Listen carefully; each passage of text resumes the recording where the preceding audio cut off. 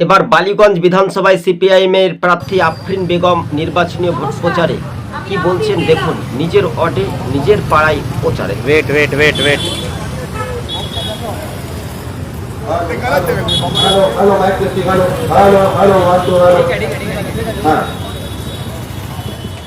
নমস্কার, আমি আফরিন বেগম।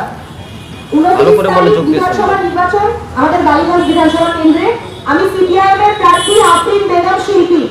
বালিগঞ্জের মেয়ে, ছোট থেকে এখানেই বড় হয়েছি, লড়াই করছি।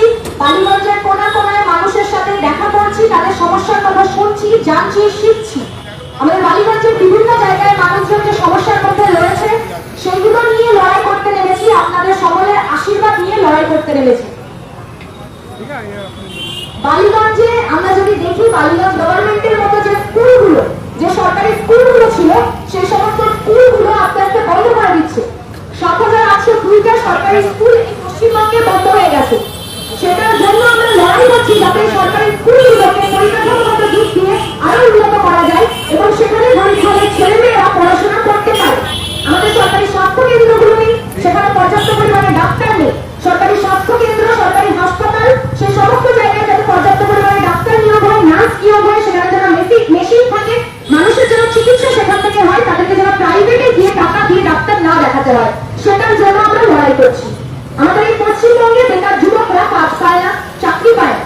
গত 15 বছর ধরে আমাদের পশ্চিমবঙ্গে নতুন কোনো শিল্প হয়নি, নতুন কোনো কলকারখানা উদ্বোধন করতে দেখা যায়নি আমাদের মুখ্যমন্ত্রীকে।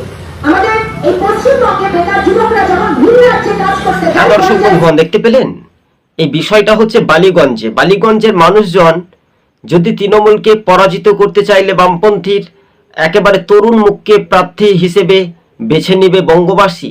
তবে বালিগঞ্জে দুর্নীতি মুক্ত গড়তেই, উন্নয়নে গড়তেই কিন্তু বামপন্থীর প্রার্থী, সিপিআইএম প্রার্থী আফরিন বেগম নির্বাচনী ভোট প্রচার রীতিমতো শুরু করে দিলেন। পশ্চিমবঙ্গে একটা প্রত্যাবর্তন না পরিবর্তন আসবে সেটা সময়ের অপেক্ষা।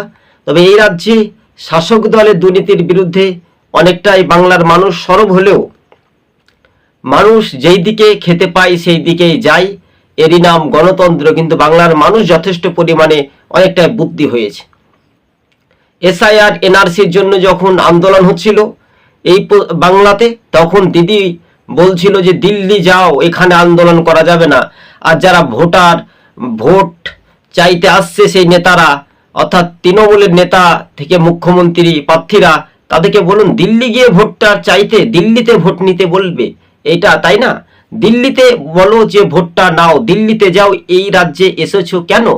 এতই যদি দিদি উন্নয়ন করেছে বাংলাতে, তাহলে উন্নয়ন যদি হয় তৃণমূলের আমলে, তাহলে এই উন্নয়নের দুর্নীতিগ্রস্ত উন্নয়ন হলে তো ভোটের প্রচার না করলেও তো দিদি আপনার দল জয় হবে।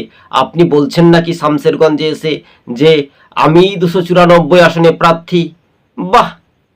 এই সার্কাস, নাটক, ঢপবাজি বাংলার মানুষ রুখে দাঁড়াবে আজ না হলে কাল। এক মাঘে শীত যায় না। তাই বালিগঞ্জে সিপিআইএমের প্রার্থী তরুণ মুখ, একেবারে পরিচিত মুখ হিসেবে দেখতে পাচ্ছি আমরা সরাসরি আফরিন বেগমের নির্বাচনী ভোট প্রচারের জনস্রোত। সবুজ বঙ্গ নিউজ চ্যানেলটি ভালো লাগলে শেয়ার করে পাশে থাকুন।